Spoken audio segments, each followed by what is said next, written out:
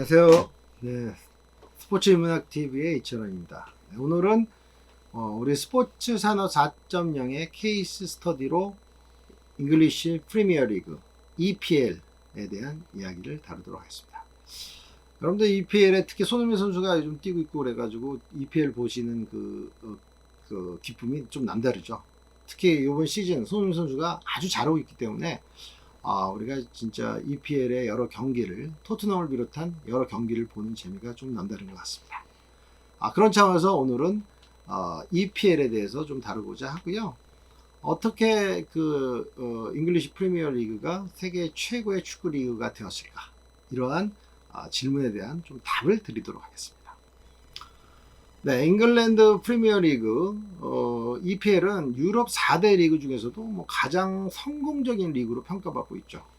근데 이제 영국 축구 리그는 이러한 지금과 같은 영화를 누리기 전까지 어떻게 본다면 굉장히 힘든 시간을 보냈죠. 그 힘든 시간이 바로 1980년대 초반까지였습니다.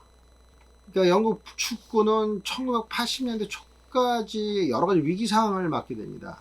그 위기상을 맞게 됐던 이유 중에 하나는 바로 광팬이라고 불리는 훌리건의 존재가 있었고, 그리고 또한 그 영국 축구가 종주국임에도 불구하고 다른 신흥 리그들의 성장 때문에 여러 전 세계 축구 팬, 나아가서는 자국 팬들의 인기도 얻지를 못했다는 것이죠.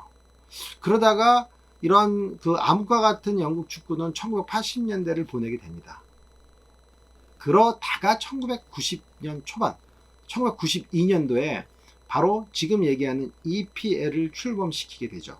그러면서 영국 축구는 완전히 황골탈퇴하게 되죠. 그리고 이 1992년도 이후로 EPL이 성장하면서 지금 현재 예를 들어 맨체스터 유나이티드 같은 경우는 기업 가치를 3조 원이 넘는 것으로 추정하고 있고요. 아마 맨체스터 유나이티드 경기장을 가신 분은 알겠지만 7만 3천 명, 7만 5천 명 정도 되죠. 7만 5천 명 정도가 들어갈 수 있는 굉장히 매머드급의 그러한 그 경기장을 보유하고 있는, 역시 경기장급에서도 세계 최고, 경기 내용도 세계 최고의 리그를 지금 EPL은 보유하고 있습니다. 네, EPL의 성공 배경에는 전 구단이 중심이 된 영국만의 축구 생태계가 만들어졌기 때문에 이것이 가능했습니다. 그 영국의 축구 생태계는 무엇일까요? 그 첫 번째는요, 바로 개방성이라는 부분입니다. 네, 잉글랜드 프리미어 리그는 선수나 감독, 나아가서 구단 소유주의 국적에 제한을 두지 않았습니다. 그래서 세계 최고의 인재들, 그 다음에 세계 최고의 경영 마인드가 있는 사람은 누구나 EPL에 들어올 수 있게끔 문호를 개방했다는 것이죠.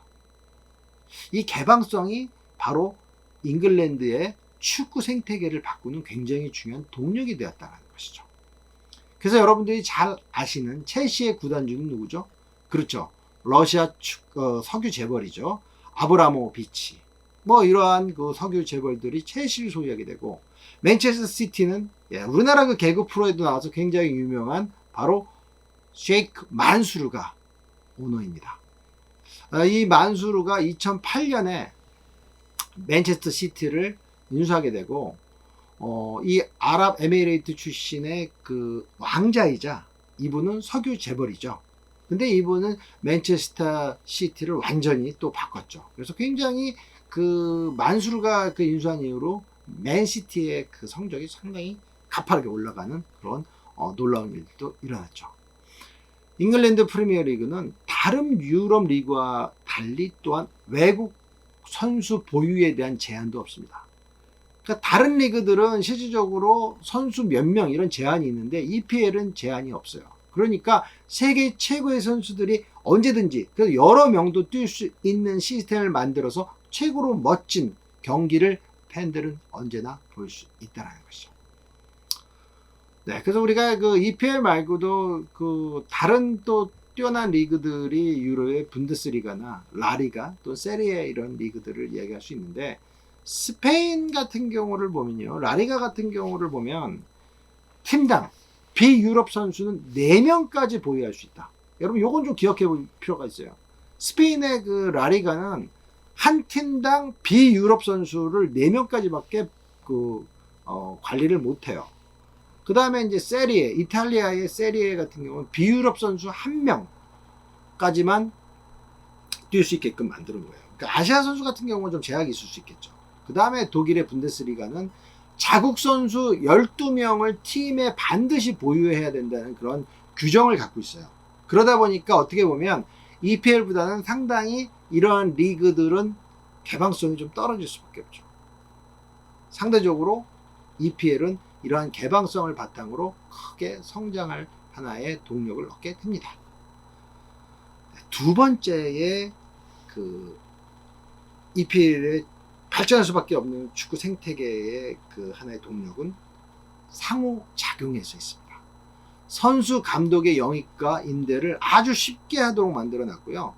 이렇게 하니까 각 구단이 필요한 선수를 언제나 영입하고 필요한 감독들을 언제나 영입할 수 있는 이러한 시스템을 통해서 지금 현재 구단의 전력에서 필요한 게 무엇인지를 알 수 있게 됐고 구단의 완성도를 훨씬 더 높일 수 있었습니다. 또한 뭐죠? 구단별 스타일을 또 쉽게 바꿀 수 있다는 것을 장점으로 갖게 되었다는 것이죠.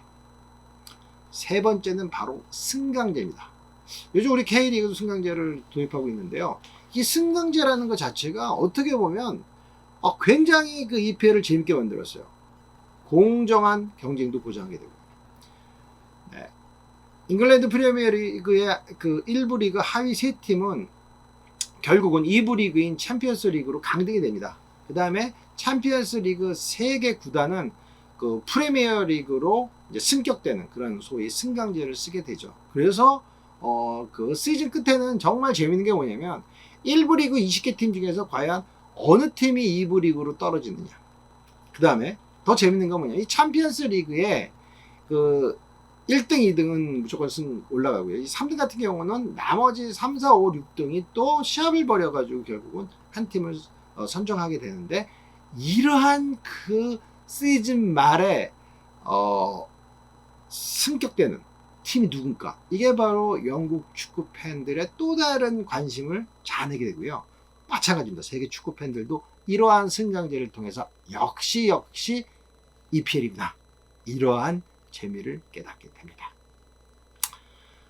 네, 그래서 잉글랜드 프리미어 리그가 이런 세계 최고의 리그가 될 수 있었던 거는 지금과 같은 생태계 플러스 한 단계 더 나아가면 마케팅을 굉장히 효율적으로 하는 축구 리그다. 그런 어떤 이유를 좀 말씀드릴까요? 첫 번째는 바로 TV 중계권료의 형성과 협상에 있습니다. 네, 이 텔레비전 중계권의 경우 잉글랜드 프리미어 리그의 연맹은 이것을 통합 관리해서 성적 순으로 구단에 이제 배분을 해주는 그런 시스템을 적용하고 있고요. 스폰서 광고료 같은 경우는 각 구단이 체결하고 해결할 수 있도록 이렇게 시스템을 도입을 했어요. 그래서 스폰서십을 받으면은 그 수입은 구단이 쓸 수 있게끔 했고, TV 중계권회 같은 경우는 총괄적으로 축구연맹이 받아가지고 배분해주는 시스템을 주다 보니까 구단은 구단별로 스폰서를 잡기 위한 경쟁이 생기고, 이러한 경쟁 동기가 더 좋은 팀으로 갈 수 있게끔 만들게 됐다라는 것이죠.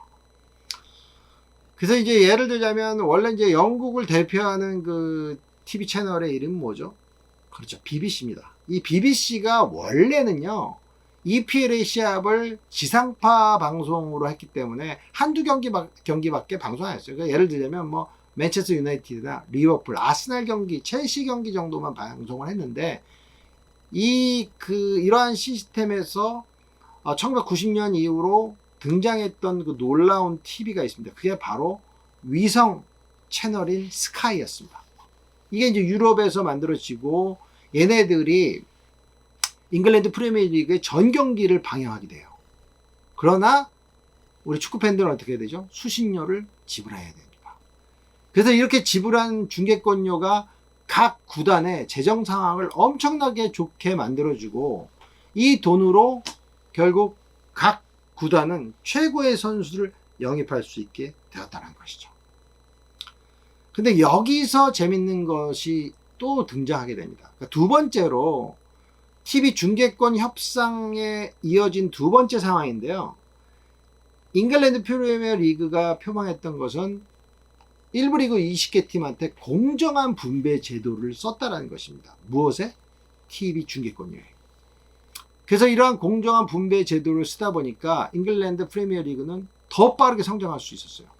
근데 요거는 잉글랜드 프리미어 리그만의 특성이에요. 그러니까 예를 들자면 스페인의 라리가는요, TV 중계권료를 구단이 직접 팔고 협상하는 시스템을 도입하고 있어요. 그러다 보니까 뭐 스페인 라리가의 최고 인기 있는 팀은 어디예요?